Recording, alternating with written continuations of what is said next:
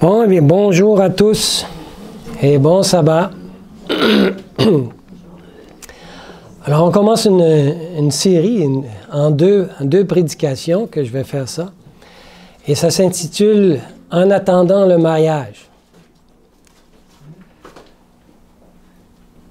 Dernièrement, nous avons compris que ce n'est pas un enfant qui peut se marier, mais un adulte.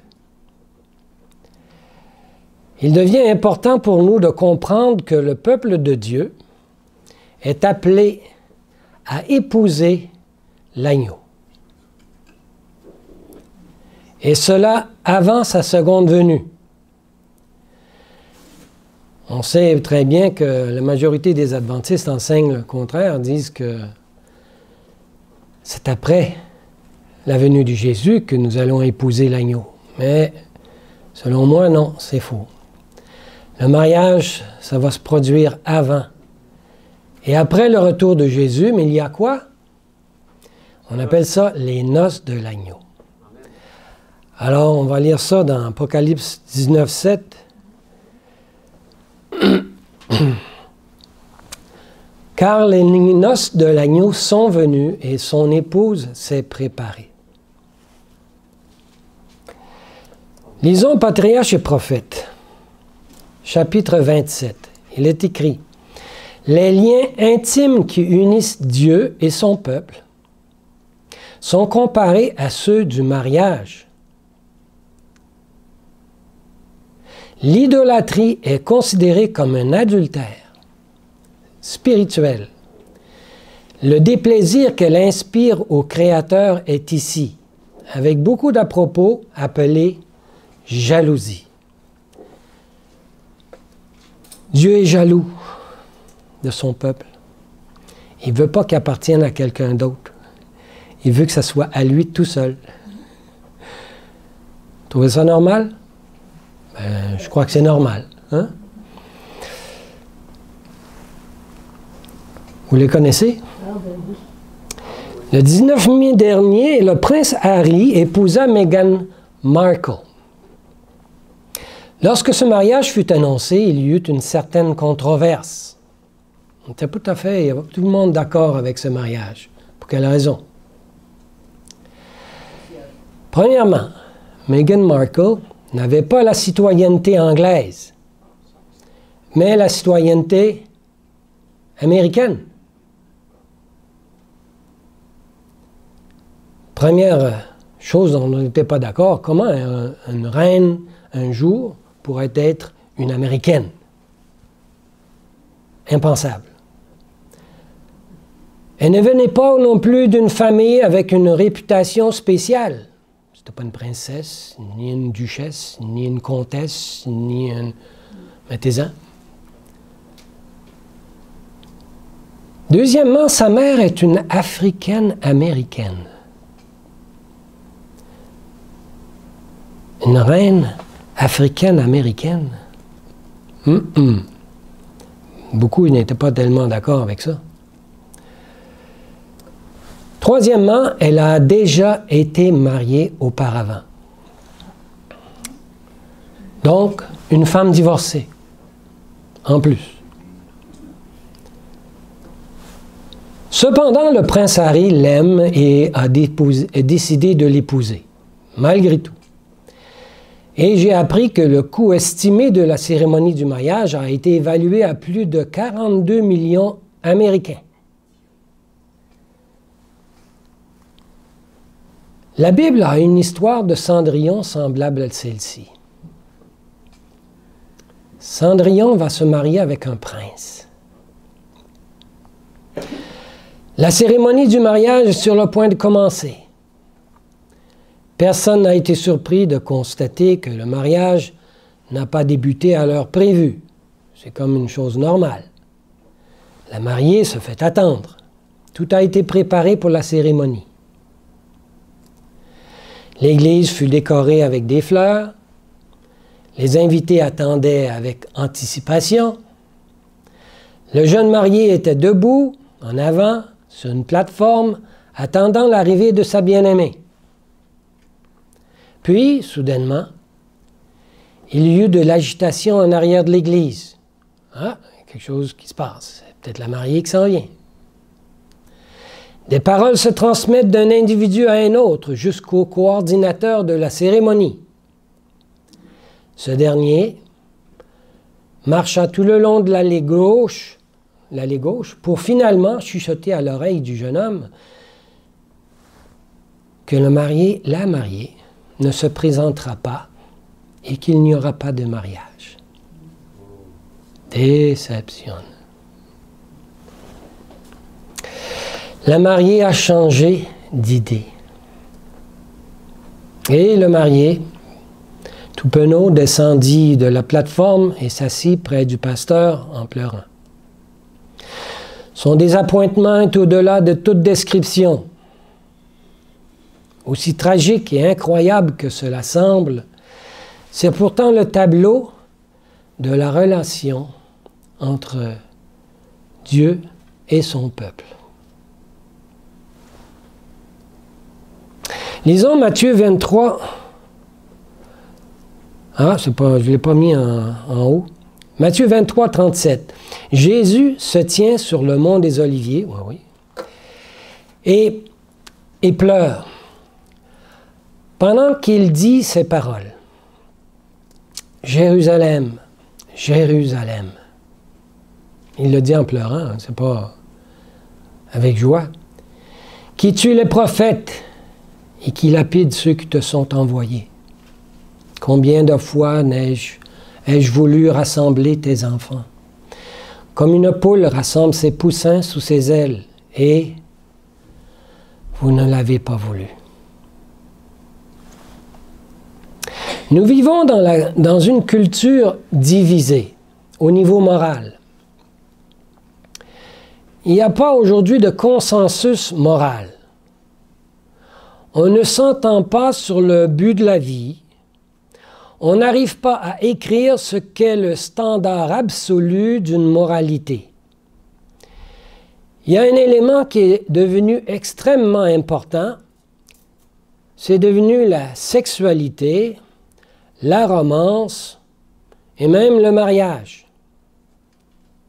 Pour une raison simple, c'est le moyen le plus rapide de détourner l'attention.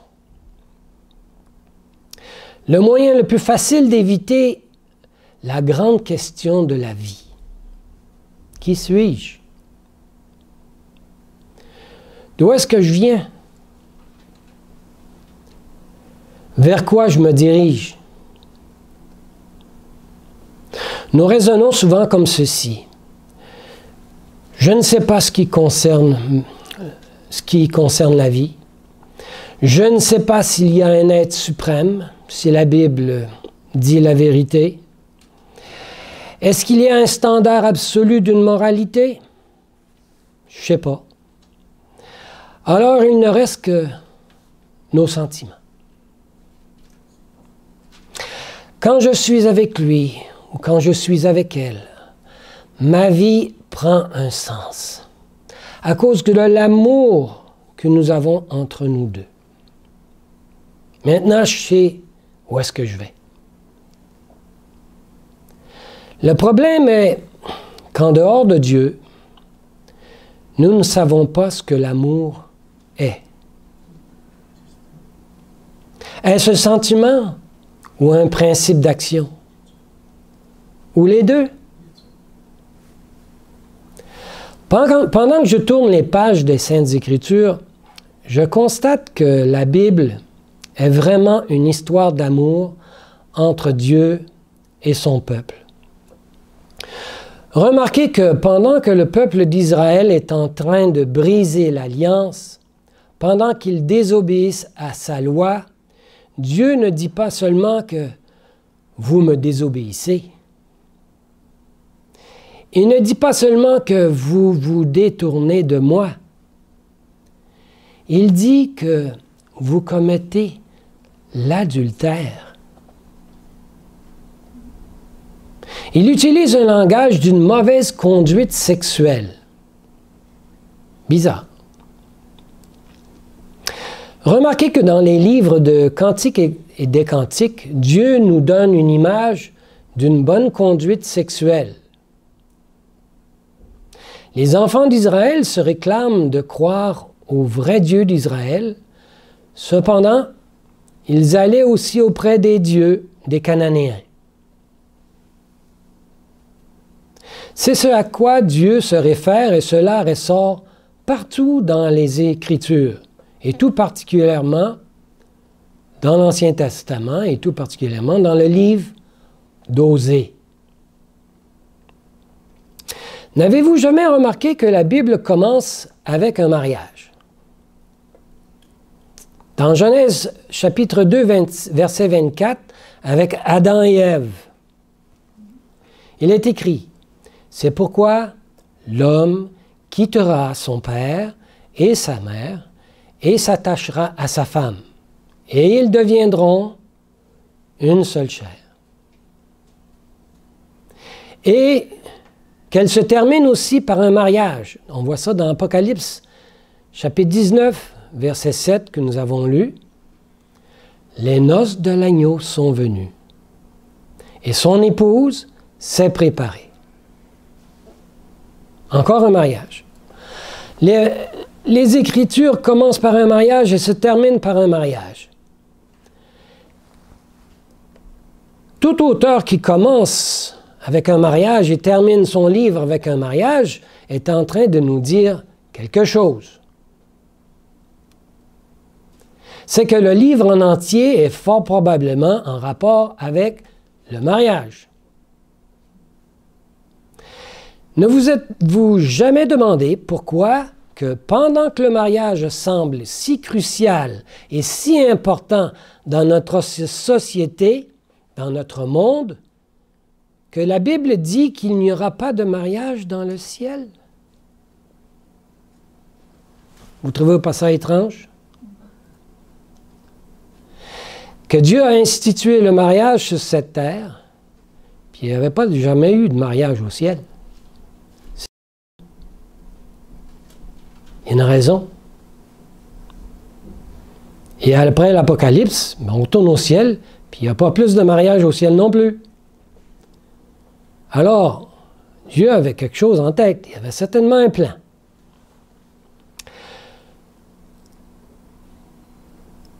Pourtant, nous allons vivre dans un contexte plein d'amour agapé. Au ciel comme sur cette terre. Ben, comme ce que Dieu aurait aimé avoir sur cette terre. Vous vous rappelez que dans Matthieu 22, on décrit des pharisiens venant vers Jésus et racontant cette histoire d'une femme qui avait eu 7 frères comme époux. Il y en a un qui s'est épousé avec elle, et puis finalement il est mort, pas eu d'enfant, donc selon la loi de Moïse, le frère devait continuer, devait marier la femme de son frère qui est décédée pour garder un genre ben en tout cas pour s'occuper d'elle, et s'il y avait eu des enfants, mais pour que ces enfants deviennent héritiers du second frère, et que l'héritage ne soit pas perdu.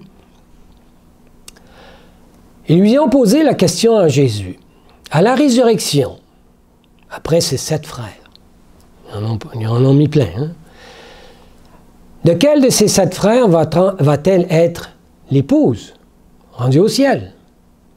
Et Jésus de leur répondre, on voit ça dans Matthieu 22, verset 7, « Vous êtes dans l'erreur, car à la résurrection, les hommes ne prendront point de femmes, ni les femmes de mari, mais ils seront comme les anges de Dieu dans le ciel. » Eh bien, c'est la première fois qu'on entend une telle chose, c'est venu de Jésus. Il nous informe qu'il n'y a pas de mariage au ciel et que les hommes ne prendront point de femmes, ni les femmes de mari. Donc, ça nous appartient à nous, ça. Je crois que la raison pour laquelle la Bible nous dit ceci est parce que nous ne comprenons pas bien la portée majestueuse du symbole du mariage. Nous ne comprenons pas la profondeur et la grandeur de ce que Dieu a créé. C'est une création de Dieu, ça n'existait pas ça avant, le mariage. Et le mariage, c'est pas une loi civile qui a inventé ça.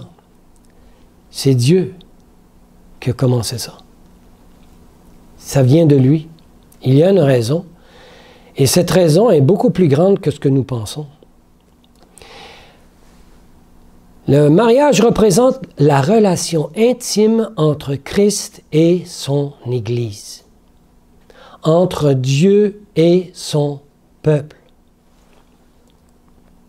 Lorsque nous avons la réalité, nous n'avons plus besoin du symbole. La réalité, c'est Dieu et son peuple. Le symbole, c'est l'homme et la femme. Le mariage est une création divine, inventée par Dieu pour nous révéler la romance ultime guidant tout le temps et toute l'éternité. C'est grand. Pensez au meilleur mariage que vous avez jamais vu. Pensez au moment le plus heureux d'une relation que vous n'avez jamais expérimenté dans toute votre vie.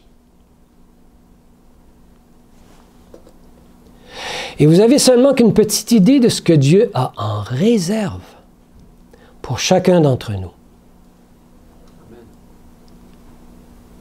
Amen, oui. Dans Osée, le chapitre 3, il nous est donné plusieurs leçons. Je vais vous en partager 3 avec vous. Leçon 1. Dans Osée 3, on nous enseigne que notre relation avec Dieu est comme un mariage. Leçon 2. Dans Osée 3, on nous enseigne que notre relation avec Dieu est un mauvais mariage. Et leçon 3, dans Osée 3, on nous enseigne ce que cela a coûté à Dieu de guérir ce mariage. Premièrement, voici ce que Dieu dit à Osée dans Osée 3, verset 1. Va, montre encore de l'amour à ta femme. Ça, c'est traduit selon la Bible Osterwald, la plus originale que j'ai pu trouver. Montre encore ton amour à ta femme, bien qu'elle soit aimée par un autre homme et adultère. Ce qu'il est en train de dire à Osée est, de la même manière que tu es marié, je suis aussi marié à mon peuple Israël. Dieu est marié avec nous. Lisons Jérémie 3, verset 20. C'est à Osée 3, 1 qu'on a lu tantôt. Va, montre encore ton amour à ta femme, bien qu'elle soit aimée par un autre homme et adultère. Jérémie 3, 20. Comme une femme est infidèle à son amant, ainsi vous m'avez été infidèle, maison d'Israël. Nous ne pouvons pas comprendre pleinement la nature de notre relation avec Dieu dans le contexte d'un roi avec ses sujets, ou d'un berger avec ses agneaux, ou d'un père avec ses enfants, bien que ces images sont des images bibliques. On parle de roi. Est-ce que Dieu est notre roi? Ou Jésus? On voit ça dans Psaume 24, verset 10. Qui donc est le roi de gloire? L'Éternel des armées. Voilà le roi de gloire. Ça, c'est ce que les anges ont crié lorsque Jésus est monté au ciel, après son ascension. Lorsqu'on a ouvert les portes du ciel. Alors, Jésus est vraiment notre roi. Et nous sommes ses sujets. Une autre image. Berger. Dans Psaume 23, verset 1, il est écrit « L'Éternel est mon berger. Je ne manquerai de rien. » Alors nous sommes les agneaux. Ce n'est pas une mauvaise image non plus. Et aussi le Père. On voit ça dans Luc 15, verset 20. Comme il était encore loin, son père le vit et fut ému de compassion, et il courut se jeter à son cou et le baisa. Ce sont tous des images bibliques par rapport à Dieu et nous, son peuple. Aussi importantes et bibliques que ces images nous donnent, elles ne vont pas assez loin. Elles n'excellent pas. Elles ne vont pas assez en profondeur pour nous aider à vraiment comprendre comment Dieu agit dans une relation avec son peuple. Il y a quelque chose d'unique à propos du mariage. Premièrement, c'est une relation de priorité. En d'autres mots, votre relation avec votre époux ou votre épouse doit être de la plus haute importance dans toute votre vie. Après Dieu, c'est sûr, mais après Dieu, c'est ce qu'il y a de plus important. Rien ne doit être plus important. Dieu est en train de nous dire à travers le prophète Osée, est-ce que je ne suis pas un... Et que Dieu est en train de dire qu'il n'est pas un suppléant, un add-on, comme on dit en anglais, ou un booster. Vous savez, quand l'auto ne démarre pas en hiver, Dieu n'est pas comme un booster pour booster l'auto. Il n'est pas un renfort pour nous aider à passer par-dessus une colline lorsqu'on a un problème ou des difficultés dans la vie. Il est beaucoup plus que cela. Je ne suis pas un supplément à vos efforts pour que vous puissiez vivre une vie heureuse. Ça veut dire qu'on fait tout notre possible pour vivre heureux, mais Dieu, quand ça ne marche pas, il se plug, puis après ça, il nous donne plus de bonheur. Dieu dit, c'est pas ça que je veux avec vous, vivre. Je ne suis pas cela, moi. Ce que Dieu est en train de nous dire est qu'il veut être le centre de notre existence. Pas d'autre chose est plus important que lui. Le centre.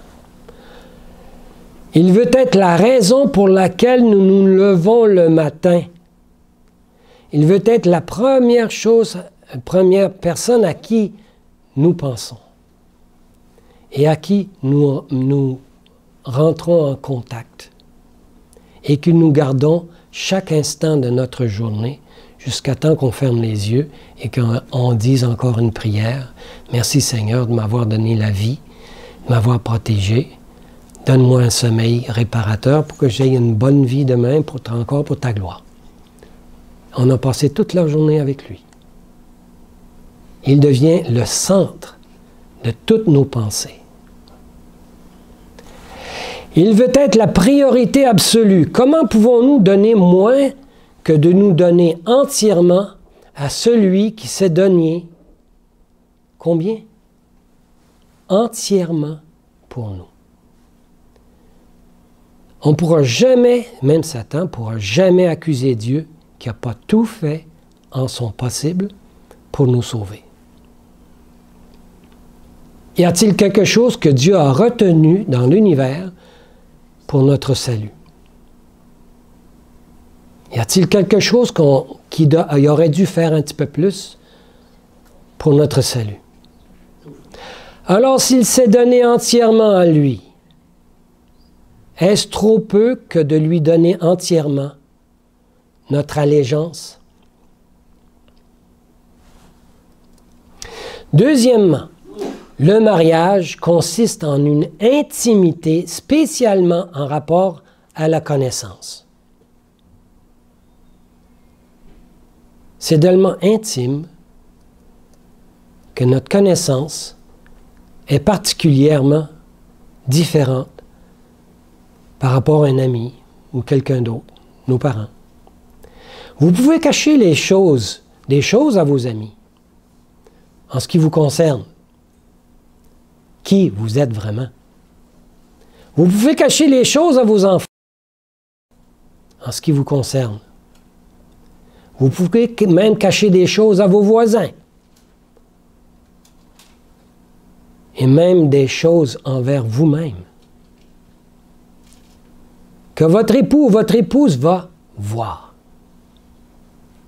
Toutes nos fautes et tous nos manquements lui sont exposés, comme en plein jour.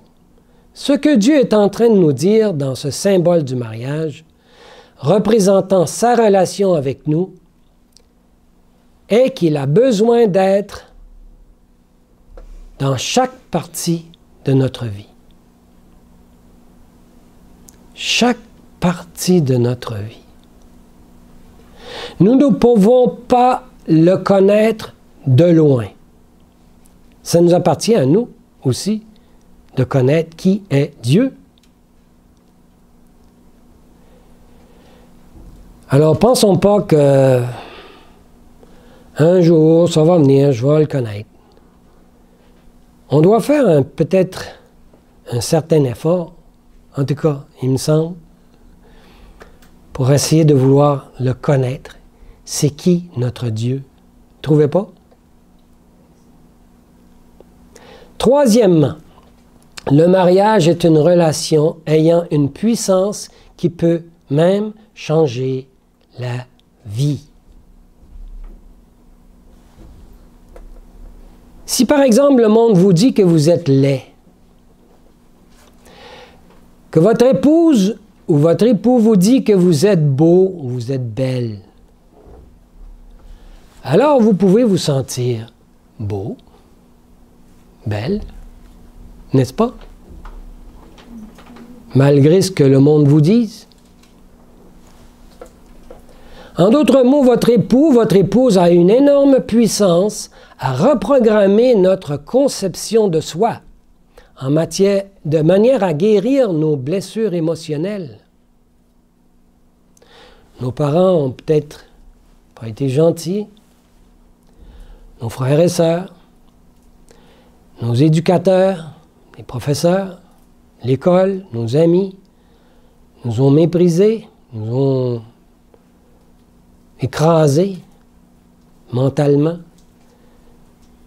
vous sentant émotionnellement, vous avez perdu votre estime de soi, votre personnalité a été écrasée. Vous vous demandez si vraiment vous êtes quelqu'un intelligent ou avoir une certaine valeur dans ce monde. C'est un effet microscopique de ce que Dieu a fait au travers de son amour. Au travers de son amour, il est en train de nous montrer la valeur que nous avons à ses yeux et qui nous sommes vraiment. Il nous fait comprendre ce que nous signifions pour lui. Nous sommes la prunelle de son œil. C'est biblique, ça. Matthieu nous dit que même les cheveux de notre tête sont comptés. Il est concerné par chaque détail de notre vie. Son visage est couvert de larmes lorsque vous pleurez. Il est touché par le sentiment de nos faiblesses.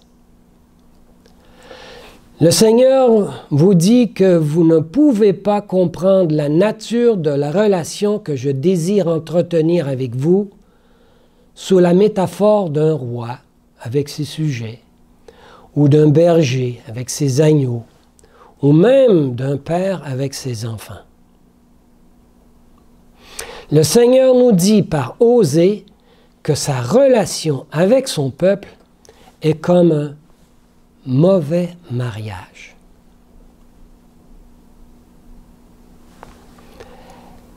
Qu'est-ce qu'on va faire avec un mauvais mariage?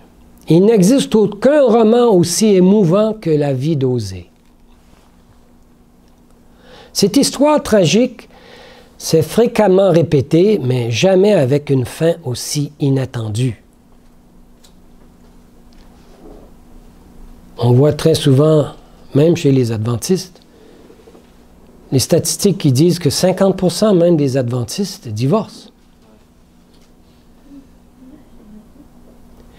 Et quand nous lisons que le Seigneur dit à Osée, « Va, prends une femme prostituée », moi, j'ai toujours pensé que ça n'a aucun bon sens. Comment est-ce qu'un chrétien peut aller épouser une prostituée et que ça vienne de Dieu? Ça n'a pas d'allure. Nous ne devons pas en conclure nécessairement que Gomère était déjà dans cette situation lorsqu'il la rencontra et l'épousa. Pour Dieu, le temps, il peut dire des choses puis que c'est pas là, là. Le temps, pour lui, ça n'existe pas. Ça existe depuis la création de la Terre. Avant, l'éternité, quand tu parles de l'éternité, le temps existe-tu? Non. Hier, c'était quand, puis demain, c'est quand? Il n'y a pas d'hier, puis pas de demain. Là. On est aujourd'hui, puis on est dans l'éternité. Un homme pur, bon, n'aurait pu donner son amour à une femme de ce genre. En tout cas, c'est mon opinion. Même Ellen White le dit. C'est un péché que d'épouser quelqu'un que l'on n'aime pas. En amour, on ne choisit pas comme si on achetait un véhicule. En se basant sur une liste de caractéristiques. Est-elle riche? Est-elle belle? Est-elle intelligente? As-tu une bonne job? On aime parce qu'on aime.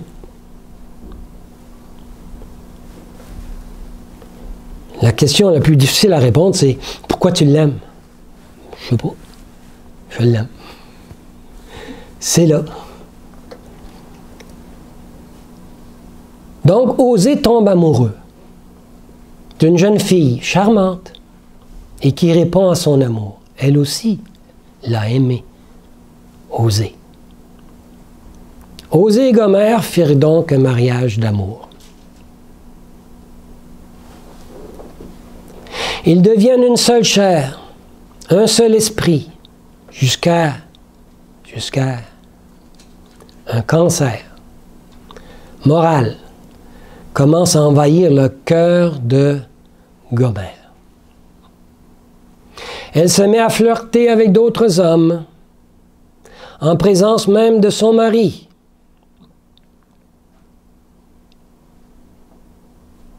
Cherche-t-elle à attirer son mari, à le rendre jaloux? Aucune idée. Très vite, cela devient une habitude et cette femme à la morale relâchée se transforme peu à peu en prostituée. Au 3e chapitre, la tragédie de Osée que je parle, la tragédie s'amplifie et prend un virage rarement connu dans ce genre d'expérience. Elle est tout d'abord abandonnée par ses amants, sans doute pour payer des créanciers inflexibles. Elle est vendue au marché d'esclaves.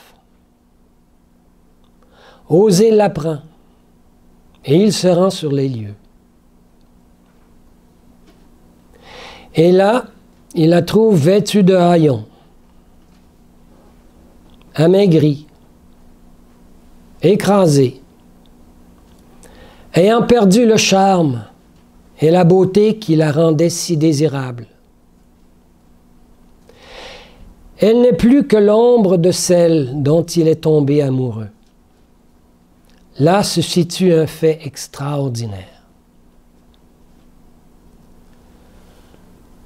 Osée va essayer de la sortir de là. Non parce qu'il a compassion d'elle et de sa misère, mais parce qu'il l'aime encore. Osée est captif d'un amour qu'il ne peut être détruit. L'amour agapé, ça ne se détruit pas. L'amour agapé, ça reste là, que tu le veuilles ou pas. Tu aimes parce que tu aimes. Il n'y a pas de raison à l'amour agapé. Alors on est captif de ce genre d'amour. Même Avilie est devenue répugnante, on parle de Gomère. José aime encore cette femme qui a fait ses délices. Dans le fond de son cœur, il l'attendait toujours, malgré son éloignement et son infidélité. Remarquez que Osée n'a jamais forcé Gomère à revenir à la maison. Osée n'a jamais forcé Gomère à ne pas fréquenter des amants. Osée n'a manifesté aucun dédain envers elle, ou mépris envers elle, pendant qu'elle faisait ces choses-là, même à sa vue. Trouvez pas ça étonnant, l'amour agapé? Ça dépasse toute entente humaine.